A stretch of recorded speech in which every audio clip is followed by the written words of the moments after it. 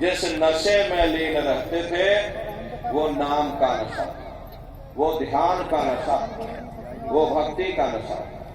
जब आप उस आवाज को सुनोगे तो आपको भी वो नशा चढ़ जाएगा, क्योंकि उस आवाज में चुंबक है। जब आप उस आवाज को सुनोगे तो वो आवाज आपको अपनी ओर खींचे, और जब खिंचाव होगा तो जीवात्मा का फैला हुआ प्रकाश ये 9 दरवाजों से सिमटने लगे। अब ये 9 दरवाजे कौन कौन से हैं? देखो प्रेमी भाई बहनों, अच्छी तरह समझिएगा, ये बहुत बड़ा विज्ञान है। दुनिया का विज्ञान जब समाप्त हो जाएगा तो ये प्रेमी भाई बहनों, ये विज्ञान प्रारंभ होगा। तो 9 दरवाजे कौन कौन से? 2 आंख, 2 कान, 2 नाक के सुराख, 1 मुंह और 2 मलमूत्र का रास्ता। ये शरीर के 9 दरवाजे। सबसे पहला दरवाजा गुदा चक्र आता है।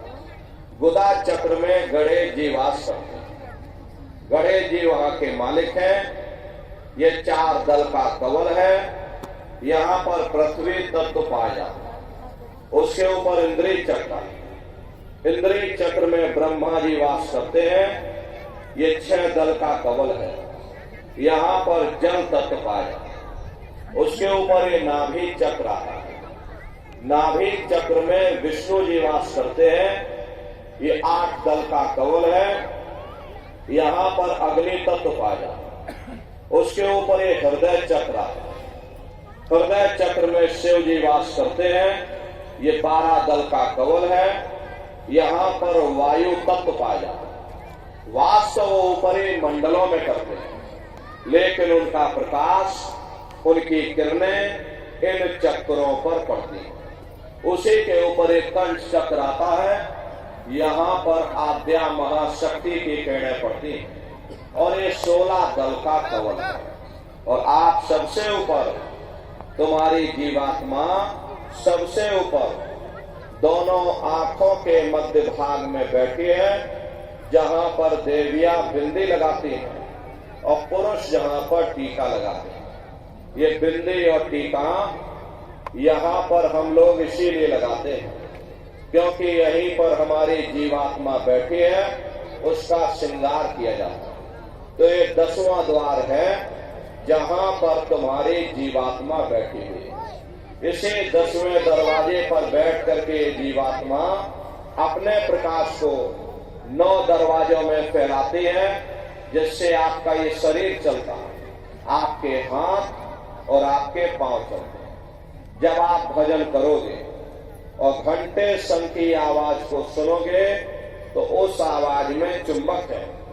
वो आवाज आपको अपनी ओर खींचेगी, और जब खिंचाव होगा तो जीवात्मा का फैला हुआ प्रकाश ये 9 दरवाजों से सिमट करके यही 10वें दरवाजे पर इकट्ठा हो जाएगा। और जैसे सारी चेतना, सारी शक्ति सिमट करके यहाँ इकट्ठी हुई, तुरंत शब्द जीवात्मा को खींच करके इस शरीर से बाहर कर देगा। फिर आप अपनी आंखों से देखिएगा कि हमारा शरीर ये है, हम ये हैं।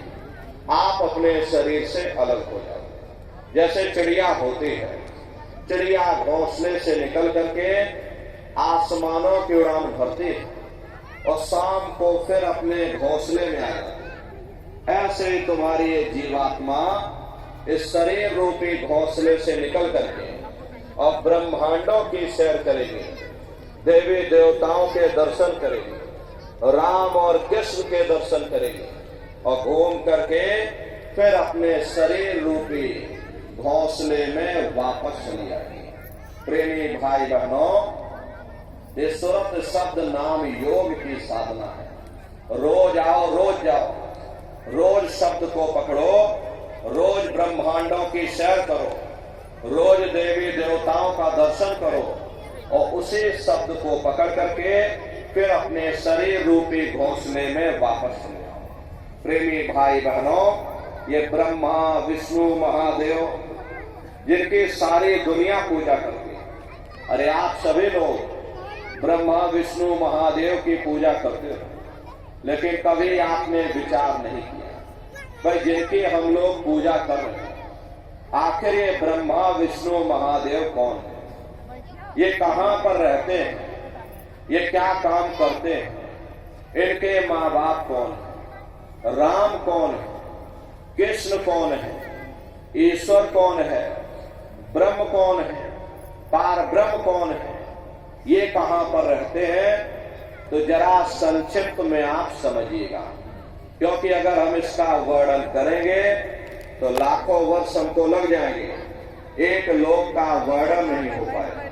इतने विशाल लोक ऊपर बने थे, लेकिन संक्षिप्त में हम आपको बता रहे कि किन किन मंडलों को पार करते हुए तुम्हारी ये जीवात्मा अपने 5वें मंडल पर यानी कि सचखंड में पहुंचेगी। शब्द को पकड़ करके ये जीवात्मा सचखंड से नीचे उतारी गई, तो शब्द को ही पकड़ करके ये जीवात्मा अपने घर फिर वापस पहुंचेगी। तो प्रेमी भाई बहनों, जब आप भजन करोगे और घंटे शंख की आवाज को पकड़कर जब आप शरीर रूपी घोंसले से बाहर निकल जाओगे, तो उसी घंटे शंख की आवाज को पकड़ करके ये जीवात्मा ब्रह्मांडों की चढ़ाई करती है।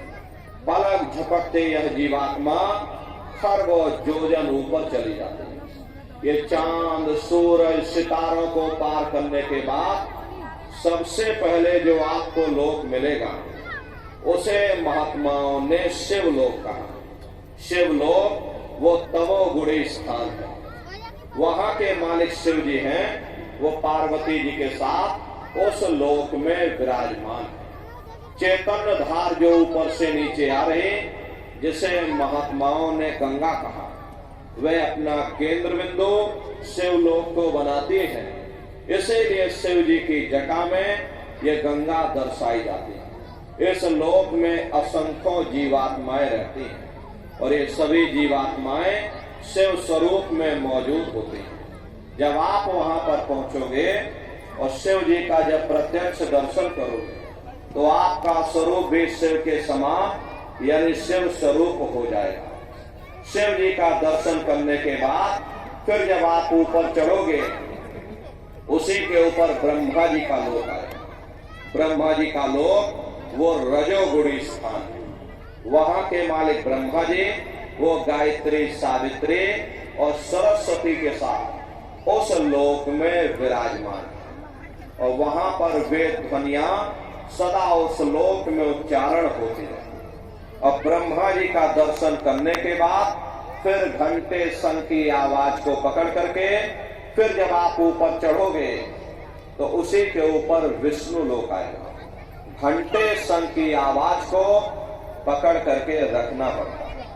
यदि आपने शब्द छोड़ दिया तो सेकंड भर आपको नहीं लगेगा, धड़ाम से आप अपने शरीर में वापस लौट आओगे और बाहरी आंखों को खोल दोगे। इसीलिए शब्द को पकड़ करके रखना पड़ता है। तो प्रेमी भाई बहनों, ब्रह्मा जी का दर्शन करने के बाद फिर शब्द को पकड़ करके जब आप ऊपर चढ़ोगे, उसी के ऊपर विष्णु लोक आएगा। विष्णु लोक वो सतोगुणी स्थान है। वहां के मालिक विष्णु जी हैं।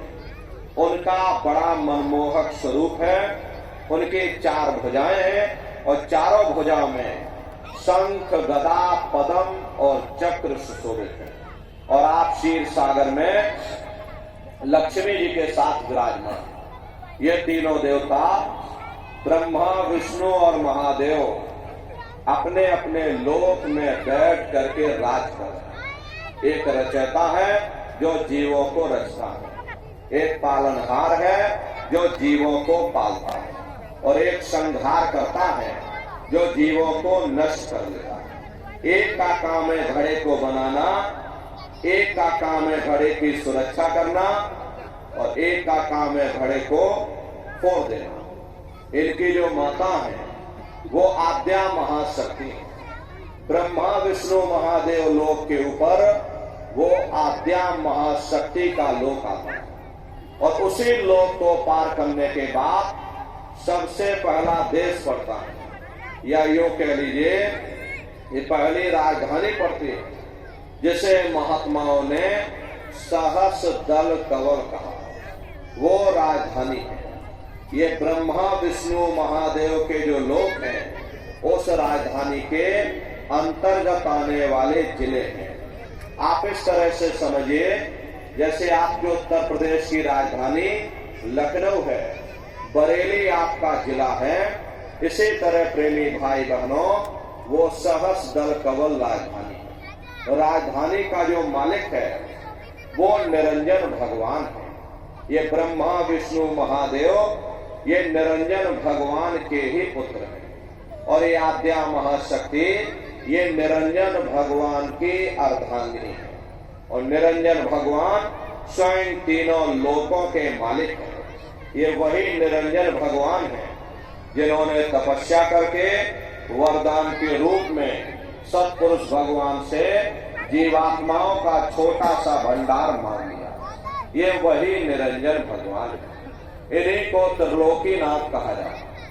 हिंदू इन्हीं को परमात्मा कहते हैं, मुसलमान इन्हीं को खुदा कहते हैं, ईसाई इन्हीं को गॉड कहते हैं। दुनिया बस इसी पर कायम है। ये जल एक है। जल को चाहे आप पानी कह लो, चाहे वाटर कह लो, या चाहे आप नीर कह लो। इसी तरह प्रेमी भाई बहनों वो परमात्मा भी एक है। हम लोग लफ्जों के झगड़े में उलझे थे। घंटे और शंख की आवाज जो हर इंसान के अंदर गूंज रही, वो आवाज उन्हीं के मुखार बिंद से हो रही। निरंजन भगवान का जो स्वरूप है वो ज्योतिष स्वरूप है। हजार बाती की अखंड ज्योति वहां पर बराबर चल। हम आप यहाँ पर देखो मंदिरों में ज्योत जलाते हैं, ये तो हम आप उसकी नकल करते हैं। इस ज्योति में तेल की जरूरत पड़ती है और बाती की जरूरत पड़ती है, लेकिन वो अखंड ज्योति वहां पर ऐसी जल रही जिसमें ना तेल की जरूरत और ना बाती की जरूरत है। पलटू साहब ने जिक्र किया है कि उल्टा कुआ गगन में तिस्मय जरे चिराग और तिस्मय जरे चिराग, बिना रोगन बिन बाती और 6 ऋतु 12 मास, जब रहे दिन राती सतगुरु मिले जो होए, ताहि की नजर में आवे और बिन सतगुरु नहीं कोई, वाह को दर्शावे। वो अखंड ज्योति ऐसी है